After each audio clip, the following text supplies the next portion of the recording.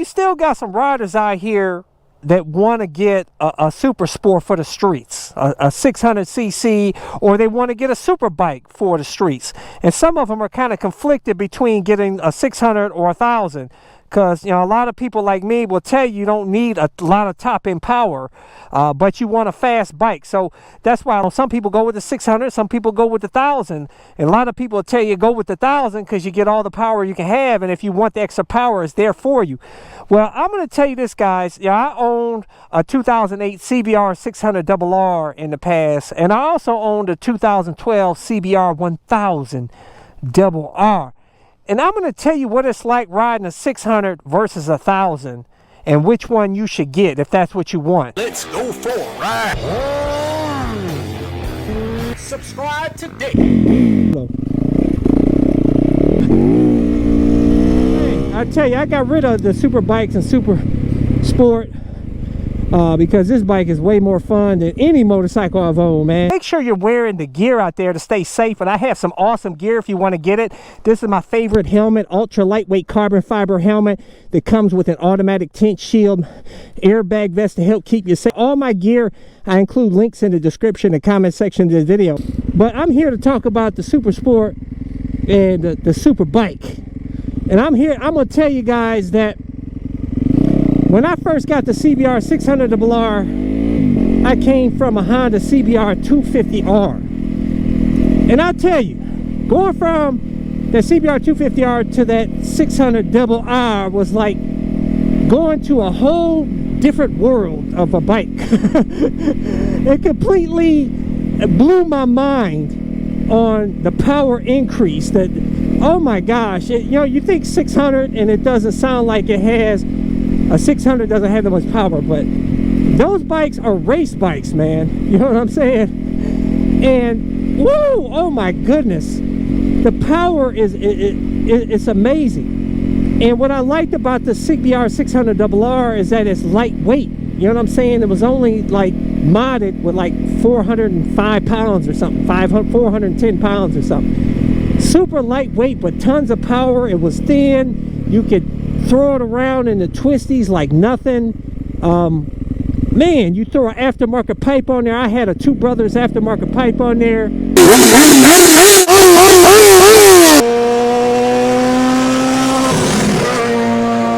Oh my goodness, the sound was amazing. I loved my time on that bike. I really did, man. It was so much fun. And I used to do videos saying, oh, I don't need a liter bike. You know what I'm saying? I got all the power I need with the 600RR. 600's all you need, baby. And all that. And then, you know, a lot of you guys kept clowning me. You're like, CycleCruza, man, you need to try a liter bike and quit and shut up. You know what I'm saying?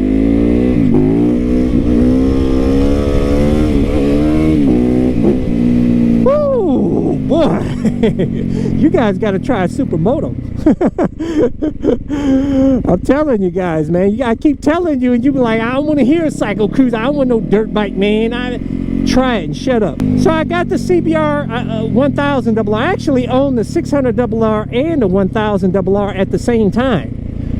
And I did comparison videos with those two bikes way back then.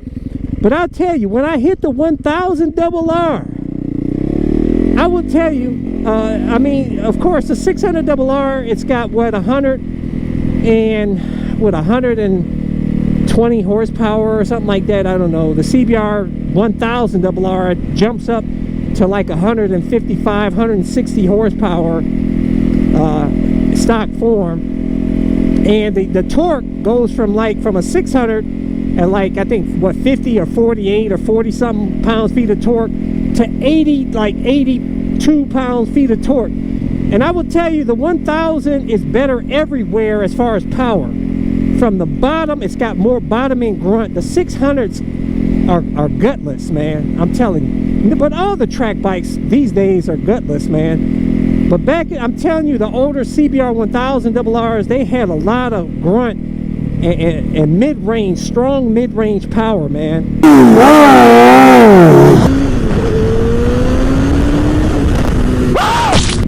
That's why a lot of people chose, like me, chose the CBR 1000RR over the other super bikes at the time, because it had so much stout mid-range. And I tell you, the bottom end grunt on the Liter bike is like night and day better than the 600 RR. I didn't even realize, I didn't even know about grunt until I got the CBR 1000 RR and compared it to the 600 RR. It was like, whoa. Oh my goodness, the power was awesome.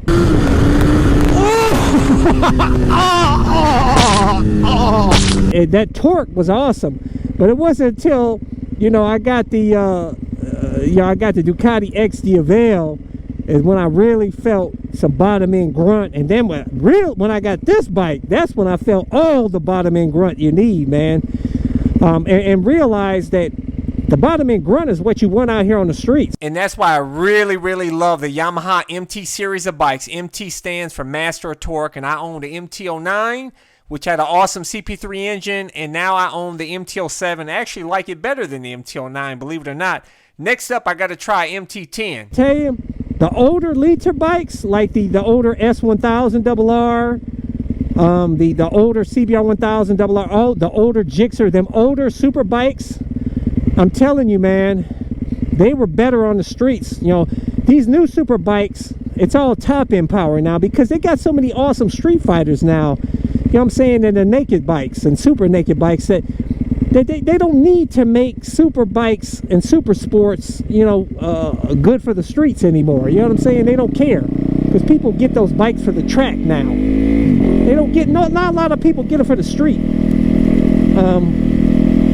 But for those of you that want to get one for the street, I'm telling you, the older CBR 1000 RR like I had is awesome, man. Get you even older one is even more aggressive and awesome, like the 2008 CBR 1000 RR or 2010. Man, back when it had less emissions, you stock those things can do like upper 9 seconds. Believe it or not, man. Awesome, man. I'll tell you. But I tell you, I don't understand why you guys want a super sport or super bike for the street, because it's like you're doing a push-up. You're all down, you know what I'm saying, in a race position riding out here on the streets. It's not comfortable, man. So I don't understand why you do it. But, you know, everybody has their reasons, and it's nothing wrong with it. You know, I did it. But, you know, we didn't have all the cool street fighters and you know, naked bikes like they do now. So it's a different ball game these days. You don't see hardly anybody out here riding super sport or super bikes unless it's a street fighter or something. You know, back in the day, people actually used to make their own street fighter out of a super sport or super bike.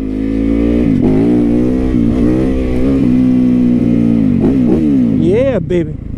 Tell you one thing, be careful with these leaves out here. They can set you up for a real effed up day, man. They slip and have you slide in a second, boy. Gotta be careful out here on the streets. But honestly, you know, if you do racing dudes out on the streets on the, you know, top end power and like you can, and you want some bottom end grunt, you want to take the bike to the track, really the super bike like this, like the older CBR 1000 RR, man, is great. Great bang for your buck. You can pick them up cheap. Tons of power, super ultra reliable, never had a problem with it.